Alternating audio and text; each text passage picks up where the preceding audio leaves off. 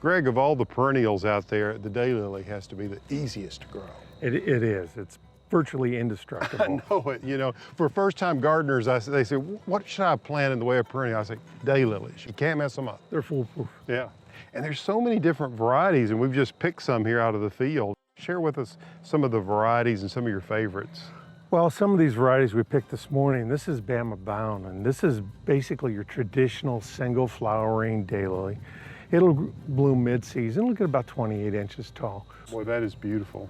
It is, and we look at bloom season. We'll see that they'll grow early, mid-season, and late, Right. and then we'll see height, and then we'll look at the color. But there's also types of blooms. Yeah, the shape of the flower itself, like these, I'm holding spiders. This is the spider types.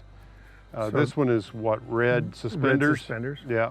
Yeah. Wichita cyber spider. Those are two varieties that are in bloom right now, and those will grow about 36 inches tall. They're beautiful. They're great for the back of the border. Yeah, right. And they move with the wind, so they're good with grasses as well. Yes. Yeah, excellent. So if you're looking for combinations, what are some of the other categories that people ought to consider? Well, as we look at these, this is another which is a traditional, but this is a heavy-eyed variety. And this is a variety called Fooled Me. It's a stout metal winter. It's very well known. And this is one we like to plant just for the coloration, but it's your traditional style. Another intense color on that one. Yeah. Right. And then here we have another variety called Inwood. And this is another traditional, but you'll see the heavy rim, the edging on it. That pie crust edge. Which just pops because it adds two dimension. If you look at this, you'll actually see that there's a yellow edge outside, the purple edge outside. So that does really enhance the dimension, doesn't it? It does. Yeah. It does. And it's something to enjoy more in the garden. Right. It's beautiful. Then what we have is a varieties called double varieties. Gosh, I'm crazy about these. Look at that. Some people refer to them as the peony type. Yeah. And often they'll be used in the back of the landscape. And we have one called Red Delicious here and Unlock the Stars. These will normally be a much bigger bloom. They'll be about a 6 to 8 inch bloom, but these are just first year blooms. Yeah. The longer they stay in your garden, the bigger they get. Right. Yeah. Right.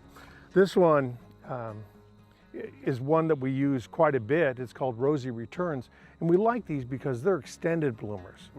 I believe this has 3 or 4 bloom cycles. They're 12 to 18 inches tall. So for the small garden owner, that's a great plant, or somebody wants to grow them in containers. Yeah, you can grow them in pots in your back patio. Just make sure they have good moisture and they'll just keep blooming. Yeah, that's beautiful. I love the color on Rosy Returns.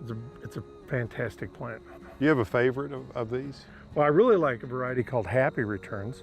It's a short, yellow, long bloomer. Oh, yeah, I grow that one. It's a great one. It's a great plant. Yeah. And then we also have Going Bananas, which will actually have more bloom cycles. That's another one that's a yellow banana color.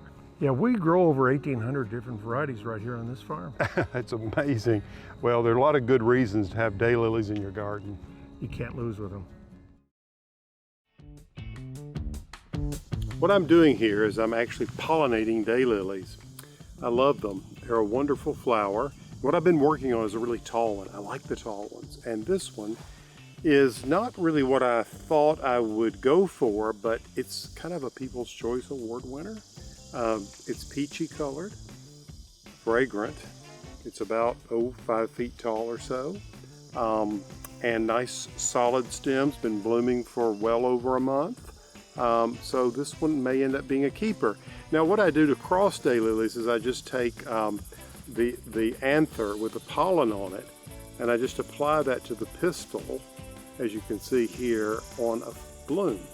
And what happens is that pollen then crosses with the ovary that it's at the end of that long narrow tube, and it produces a seed pod like this. Let me just pull a seed pod for you to see. Yeah. So it produces a seed pod like this, and when you open up that seed pod, once it matures, it has little black seed in it, and those are daylily seeds. So that would be one of the crosses that I made earlier. And then I'll plant these seed and produce little baby daylilies, and then in just a few years they'll be blooming, and I can see exactly what the cross between the two parents produced. That will be my F1 generation, and if we get a winner like everybody seems to like this one, then it may be one we'll continue to produce. But if you love daylilies as much as I do, you'll have them in all parts of your garden. Another aspect of this one that I like, speaking of all parts of the garden, is that it blooms late. So it's nice to have them blooming in August. And the other thing about them that I love is that daylilies are edible, delicious in salads or for garnishing a summer table. If you're not growing daylilies, you're missing out. Ooh, you're beautiful and delicious.